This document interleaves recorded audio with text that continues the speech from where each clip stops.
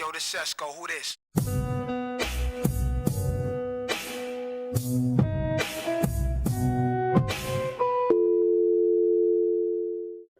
What's up, Red Phone fam? It's your girl Aries, and I'm back with another video. Y'all, tonight's episode of BMF was so lit. I'm not gonna lie, I don't even know why I feel compelled to say that. I'm not gonna lie, as if the show is weak.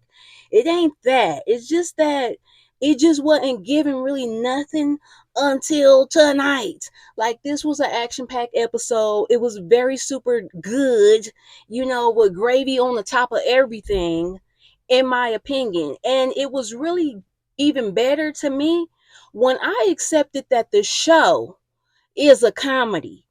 Yet the moment that I accepted that, it got even that much better. Was it just me, or was it just become apparent to us tonight in episode 5, the Techwood takeover, or whatever, the Battle of the Techwood? This good old episode 305, because we went from the foe down to the MIA. Okay? Is it 304 take it to the house? 305 to my city, though. Anyway, y'all. So this episode was fire because it was funny. If y'all want to check it out with me, or not even check it out, girl, you know what I'm talking about, recap. So the first funny moment from tonight's episode that I would like to highlight would have been when Detective Brian gets bailed out by Henry's crew, okay, and they about to do him dirty, okay.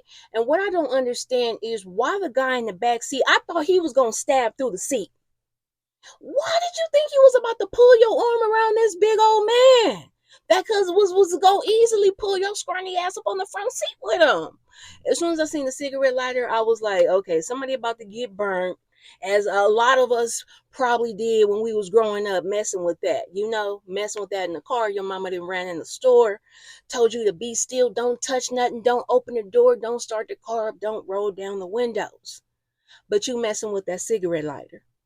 Okay, so I knew something was coming when I seen that. But yeah, Detective Bryant, okay, he asked for a cigarette, hence the cigarette lighter. Now the whole time that he tussling with this dude in the back seat, he got the cigarette in his mouth, like he up there like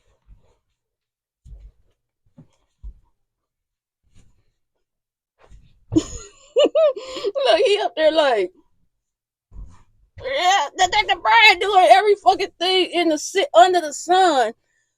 Why this man got him about his neck with a knife, a box cutter of sorts. At some point, Brian ended up getting a hold of when he burned the guy with the cigarette lighter. Y'all, this was the part that was a comedy for me.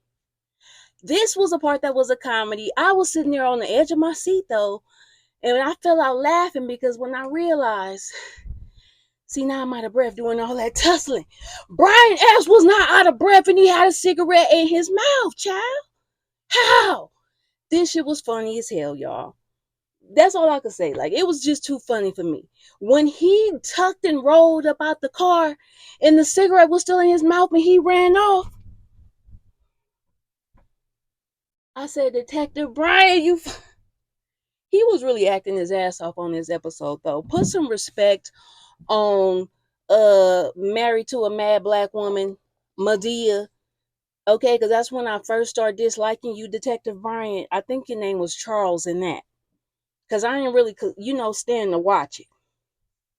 But you did your thing in this episode. I'm definitely gonna put some respect on your name as a character, because you is one of the main actors that's really holding it together.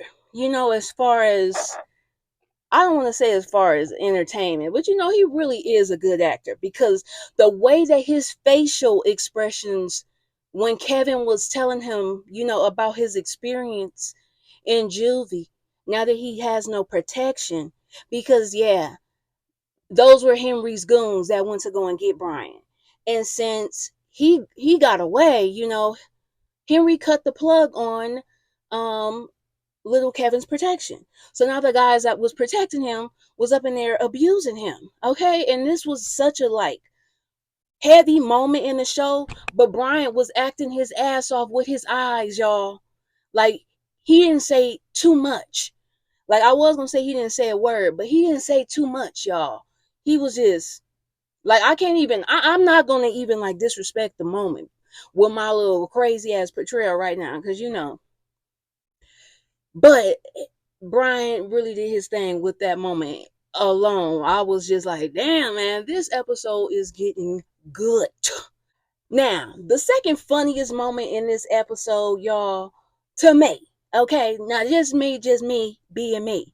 When the MKs came to ambush the Techwood Market projects, whatever, okay, and at the end of the shootout, when Stacks was talking his ish, when everybody running off and getting away, okay, he back there, yeah, whoo, y'all niggas lucky.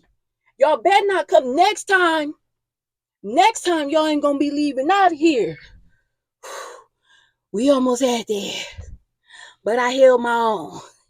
I said this was definitely very much so given in Harlem Nights. It was much given that revolver in Harlem Nights. We ain't coming with no revolvers. We ain't coming with no niggas that's talking that shit as niggas is escaping. Where was your antennas? Covered up by that thick ass. I don't even want to call it a wig. That's a contraption on your head. I don't know. 2 Chainz, you did your thing. Sorry to see you go, Stacks. Next funniest moment, y'all. Now, this actually happened prior to the shootout, but I'm ranking the moments. I don't know. I guess I ain't even ranking them because this was the second funniest moment that I seen, and it wasn't as funny as the Stacks comment, okay? But when Charles and Sister Robinson was caught by Estelle at the just out having brunch, planning this comeback for Lucille, planning this beautiful. I love me a good song, okay? And Charles is playing a song, and he needs Sister Robinson work because he know her pen game is strong apparently. But Estelle, when the camera panned in on Estelle, it didn't even focus, and we just seen her, the top of her little. This all we seen was them girls. I'm like, oh my God, Charles, you can't win. You can't win. Can't begin. Can't get out of the game. So anyway, y'all, that was a funny ass moment. If you could think of any other funny ass moments from this episode, let me know because I'm sure it's some that I missed. I'm gonna have to go back and rewatch it. But make sure y'all check out my other rants and recaps because this episode really got me in the BMF spirit. I'm not gonna lie. If you got in the BMF spirit, I want you. Y'all better put a red phone down in the comments, okay? Okay. And I'm gonna see you in the next one. Bye-bye. Yo, this Sesko, who this?